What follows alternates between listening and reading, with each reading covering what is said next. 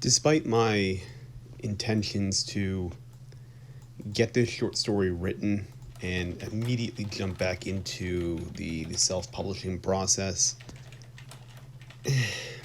it's becoming more apparent to me that this story is going to take me probably at least 3 weeks to get written. I went in today and basically only ended up writing about a paragraph. Uh, Despite that, I was at the keyboard for about an hour, which is better than what I've had the past couple days since my computer crash. It's been a little bit, it's been a little bit hectic, and so for me, just getting a little bit of time at the keyboard's been a little bit more difficult in the sense that, um, I'm sort of going in with just get this done with and then move on kind of mentality. But despite only putting about an hour in, I only ended up getting about a paragraph done. And the reason for that, just very plainly stated, is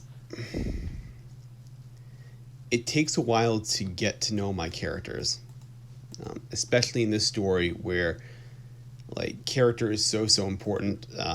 I tend to find that when I start projects, a lot of the early process is in just getting to know your characters.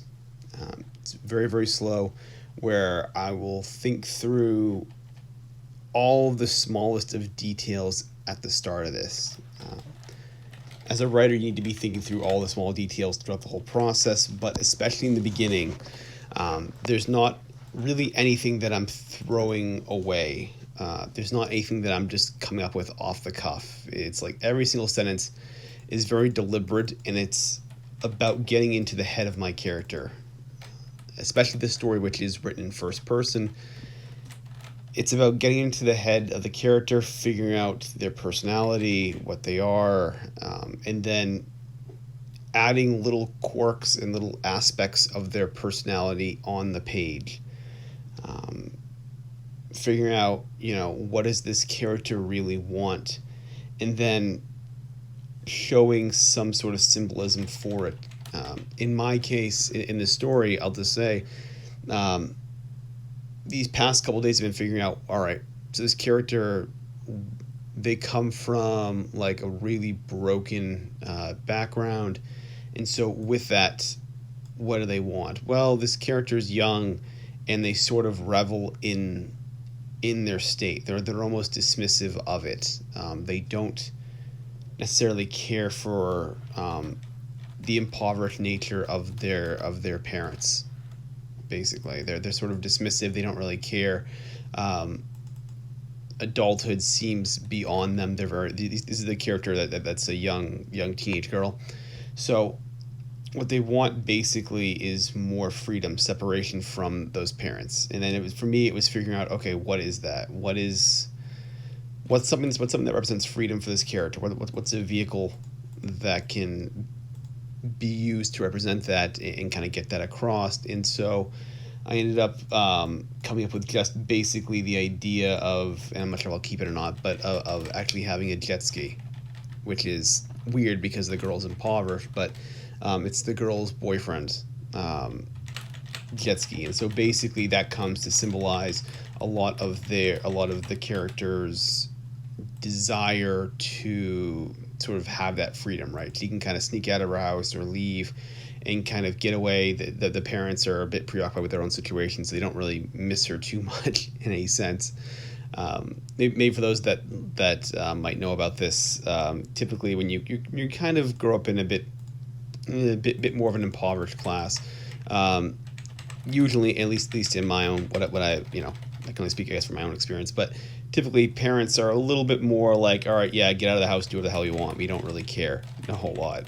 It's not nearly as structured of a life as one might imagine maybe a typical childhood being. And so for the character, what I've been trying to put is jet skis come to symbolize basically freedom for this character, and going out on it, and sort of reckless acts that are done with that jet ski. That's basically what I've been doing the past couple days, is come up with that and figuring that out. But again, this is a very sort of it's a very, I'll just say it's a very intimate process. You are sitting there, you are getting to know your characters, you are getting to know, um, basically the very minute details that if you're like me where you kind of just go with like a frame of mind, like you sort of pants your stories, especially with short stories. I tend to do a lot more pantsing than I do with novels, but you go in there with like at least a structure of what you want to see. The discovery process in the early part of this process is all about getting to know your character.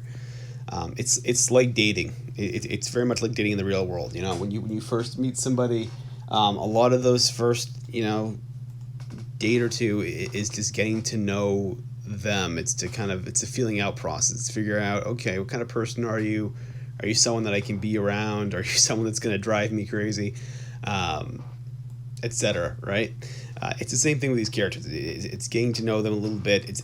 It's typing out little sections here and there, and actually stepping away from the computer, actually taking time away, and going for the car rides with the radio turned off, so your mind can kind of wander, your imagination can wander. It's going down to the coffee shops or whatever, and seeing people interact. It's going for walks basically, and just letting the ideas sort of play around in your head a little bit, and letting the sort of muse come to you. I think if there's any stage of the writing process where there's actually a muse, or there's actually like a real benefit to the muse, it's often, I think, in these early stages where you come up with these kind of unique sort of ideas for your character, because to get to know your character, especially like mine in my scenario, right? A character that desires freedom, you can come up with 100 ideas, right, for something that could represent freedom to this character, and the quickest, the most immediate answers, right, tend to be, oh, it's a car, right? Maybe the character has a car. Maybe they have a bicycle. Maybe they actually have like a physical sort of thing that can take them places, right? That can be good. That can be helpful, but at the beginning. But those ideas, they're a bit played out, right? The teenager with the car, it's a bit played out. The kid with a bicycle, it's a bit played out, especially for a teenager. That might even be seen as maybe a bit too, depending upon like what part of the world they're in and all that stuff. That might be even a bit too childish for them, depending, right? So it's going deeper. It's playing around with the idea. It's finding out what your character wants, but it's finding out a solution to your character's problem and going deeper with it. Yeah. So again, I don't really much like most of my vlogs here, I don't really have a way to end these things.